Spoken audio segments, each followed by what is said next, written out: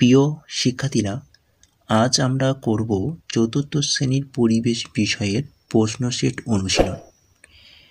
তোদের সামনে রয়েছে তৃতীয় পর্যায়ক্রমিক মূল্যায়ন অর্থাৎ ফাইনাল পরীক্ষা।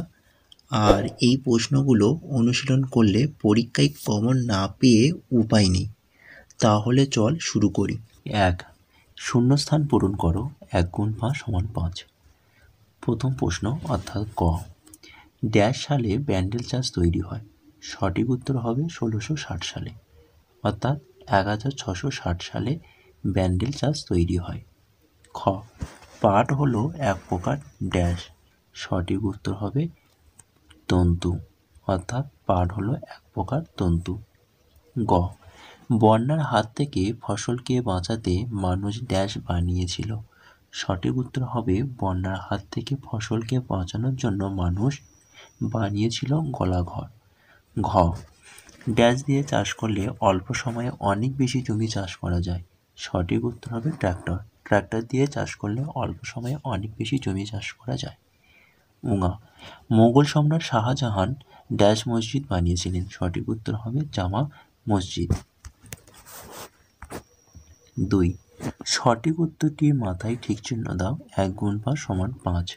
প্রথম প্রশ্ন অর্থাৎ ক, সমাজ চেনা যায় সংস্কৃতি, পরিবার, আত্মীয় দিয়ে? সঠিক উত্তর হবে সমাজ চেনা যায় সংস্কৃতি দিয়ে। খ, গোবর, পোড়া ছাই এগুলি হলো রাসায়নিক কীটনাশক না জৈব কীটনাশক? সঠিক উত্তর হবে গোবর, পোড়া ছাই এগুলি হলো জৈব কীটনাশক। গ, রাসায়নিক কীটনাশক ব্যবহারের ফলে মাটি, বায়ু, শব্দ দূষণ বেড়ে যায়? সঠিক উত্তর হবে রাসায়নিক কীটনাশক ব্যবহারের ফলে মাটি দূষণ বেড়ে যায়। ঘ, তৃণভোজী প্রাণী হলো বাঘ, শিয়াল, ভেড়া? সঠিক উত্তর হবে তৃণভোজী প্রাণী হলো ভেড়া। উঙা, চা পান করা আমরা আমেরিকা, জাপান, চীন দেশ থেকে শিখেছি? সঠিক উত্তর হবে চা পান করা আমরা চীন দেশ থেকে শিখেছি। চলো পরের পেজে। 3 দাগের পার্থক্য লেখো 3। প্রথম প্রশ্ন, জামা মসজিদ ও টিপু সুলতান মসজিদের মধ্যে পার্থক্য লেখো। প্রথমে দেখে নাও বিষয়। বিষয়ের মধ্যে প্রথম পয়েন্ট করবে অবস্থান। জামা মসজিদে ঘরে লিখবে দিল্লিতে অবস্থিত। আর টিপু সুলতান মসজিদ কোথায় অবস্থিত? না কলকাতায় অবস্থিত। দ্বিতীয় পয়েন্ট নির্মাতা। জামা মসজিদ প্রতিষ্ঠাতা বা নির্মাতা হলেন সম্রাট শাহজাহান। টিপু সুলতান মসজিদ বানিয়েছিলেন টিপু সুলতানের পুত্র প্রিন্স গিয়াসউদ্দিন। নির্মাণকাল। জামা মসজিদ নির্মাণকাল সময় ছিল 17 শতকে নির্মিত, অর্থাৎ প্রায় 1656 খ্রিস্টাব্দে। অন্যদিকে টিপু সুলতান মসজিদ 19 শতকে নির্মিত, প্রায় 1832 খ্রিস্টাব্দে। চলো পরের পয়েন্ট, উপাদান। উপাদানে কি লিখবে? না জামা মসজিদ লাল পাথর ও সাদা মার্বেল দিয়ে তৈরি। টিপু সুলতান মসজিদ হলুদ রঙের পাথর ও চুন সুরকির মিশ্রণে তৈরি। পরের পয়েন্ট লিখবে বিশেষত্ব। জামা মসজিদ একটি ভারতের সবচেয়ে বড় মসজিদগুলির মধ্যে একটি। টিপু সুলতান মসজিদ একটি কলকাতার অন্যতম সুন্দর ও ঐতিহাসিক মসজিদ। 4 দাগে টিকা লেখো 3 + 3 = 6। প্রথম প্রশ্ন ব্যান্ডেল চাষ, দ্বিতীয় প্রশ্ন বায়ু দূষণ। দেখে নাও প্রথম টিকা ব্যান্ডেল চাষ। ব্যান্ডেল চাষ পশ্চিমবঙ্গের হুগলি জেলায় অবস্থিত একটি প্রাচীন খ্রিস্টান গির্জা। এটি পর্তুগিজরা 1599 খ্রিস্টাব্দে নির্মাণ করেছিলেন। এটি বাংলার অন্যতম প্রাচীন চার্চ।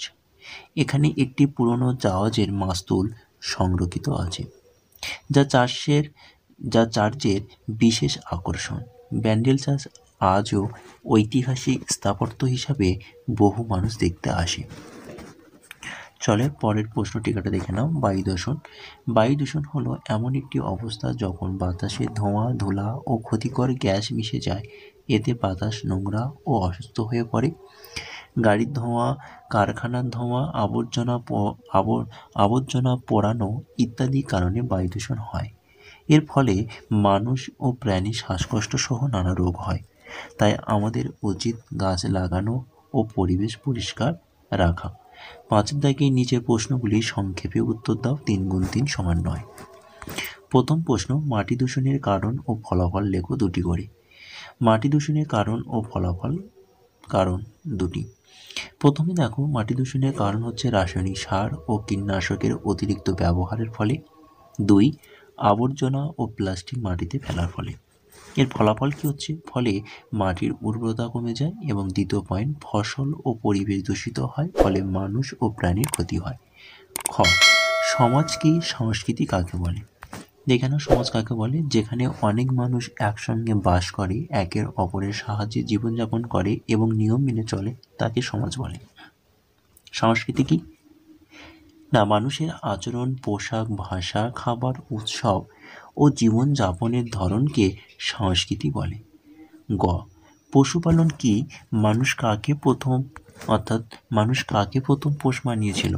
দেখে নাও, পশুপালনটা কি? পশুপালন হলো মানুষের এমন একটি কাজ যেখানে গরু, ছাগল, ভেড়া, ঘোড়া, মুরগি ইত্যাদি প্রাণীকে নিজের উপকারের জন্য লালন পালন করা হয়। মানুষ এসব প্রাণীর দুধ, মাংস, চামড়া, ডিম পরিশ্রমের দ্বারা উপকৃত হয়। পশুপালনের মাধ্যমে অনেক মানুষের জীবিকা নির্বাহ হয়। তাই পশুপালন আমাদের জীবনে এক গুরুত্বপূর্ণ অংশ ও গ্রামীণ অর্থনীতির ভিত্তি। আর মানুষ প্রথম কাকে পোষ মানিয়েছিল? সঠিক উত্তর হবে কুকুরকে। চলো পরের পেজে 6 দাগে। 6 দাগে দেখ, বলা হয়েছে 6 দাগে সঠিক বাক্যের পাশে ঠিক চিহ্ন ও ভুল বাক্যের পাশে গুণ চিহ্ন অর্থাৎ চিকে চিহ্ন দাও। 1 গুণ 4 সমান 4। প্রথম প্রশ্ন অর্থাৎ ক, মৌমাছি, হাতি সামাজিক প্রাণী। সত্যি তো, মৌমাছি এবং হাতি সামাজিক প্রাণী, তাহলে বাক্যটি ঠিক হবে। খ, খাঁচার ভিতর অচিন পাখি গানটি লিখেছেন রবীন্দ্রনাথ ঠাকুর। বাক্যটি ভুল। সঠিক উত্তর হবে লালন ফকির। একই পরিবারের শাখা পোশাকে একসঙ্গে আত্মীয় বলে। বাক্যটি ঠিক। ক্ষয়ের প্রশ্ন, পশুপালন সমাজের পরে এলো যাযাবর সমাজ। একেবারে বাক্যটি ভুল, নিশ্চয়ই আগে এসেছিল। 7 দাগের বাম স্তম্ভের সঙ্গে ডান স্তম্ভ মেলাও। 1 গুণ 6 সমান 6। প্রথম প্রশ্ন, সূর্য মন্দির। সঠিক উত্তর হবে কোণারক। দ্বিতীয় প্রশ্ন, শান্তিনিকেতন। সঠিক উত্তর হবে পৌষ মেলা। গ, মুখোশ। সঠিক উত্তর হবে ছৌ নাচ। ঘ, যারা শোলার জিনিস তৈরি করে তাদেরকে বলা হয় মালাকার। উঙা, মৃৎশিল্প। সঠিক উত্তর হবে কলকাতার কুমোরটুলি। এবং 6 দাগে যারা পিতলের জিনিস ঢালাই করে বানায় তাদেরকে বলা হয় ডোগরা। চলো পরের প্রশ্নগুলো দেখে নেওয়া যাক। পরের প্রশ্ন 8 দাগের একটি বাক্যে উত্তর দাও। 1 গুণ 12 সমান 12। প্রথম প্রশ্ন অর্থাৎ ক, হিমালয় অঞ্চলে গাছ বাঁচানোর জন্য কে গ্রামবাসীদের বোঝালেন? সঠিক উত্তর হবে হিমালয় অঞ্চলে গাছ বাঁচানোর জন্য যিনি বোঝালেন গ্রামবাসীদের তিনি হলেন সুন্দরলাল বহুগুণা। খ, সারি গান কাকে বলে? নৌকা চালানো বা নৌকা চালাতে, ছাদ পেটা, মাছ ধরাতে যে গান গাওয়া হয় তাদের সারি গান বলে। গ, বেশি ফসল ফলানোর জন্য মাটিতে কি দেওয়া হয়? সঠিক উত্তর হবে সার। ঘ, আমাদের দেশে কোন সমাজে পরিবারের প্রধান হলেন মা? সঠিক উত্তর হবে খাসিয়ার সমাজে পরিবারের প্রধান হলেন মা। উঙা, চা পান করা আমরা কোন দেশ থেকে শিখেছি? সঠিক উত্তর হবে চীন। চ, পশ্চিমবঙ্গে কোথায় কয়লা খনি আছে? সঠিক উত্তর হবে রানীগঞ্জে। ছ, বিষ্ণয় কাদের বলা হয়? সঠিক উত্তর হবে জামভাজি শিষ্যদের। ভঙ্গিজ, একটি অপচনশীল বর্জ্য পদার্থের নাম লেখো। সঠিক উত্তর হবে প্লাস্টিক। ঝ, সুনিতা উইলিয়াম কে ছিলেন? সঠিক উত্তর হবে মহাকাশচারী। ইঙ, পশ্চিমবঙ্গের কোথায় পটচিত্র সংগ্রহশালা অবস্থিত? সঠিক উত্তর হবে পিংলা গ্রাম। ট, কোন প্রাকৃতিক বস্তু থেকে মানুষ লোহা খুঁজে পেয়েছিল? উল্কাপিণ্ড বা উল্কাখণ্ড।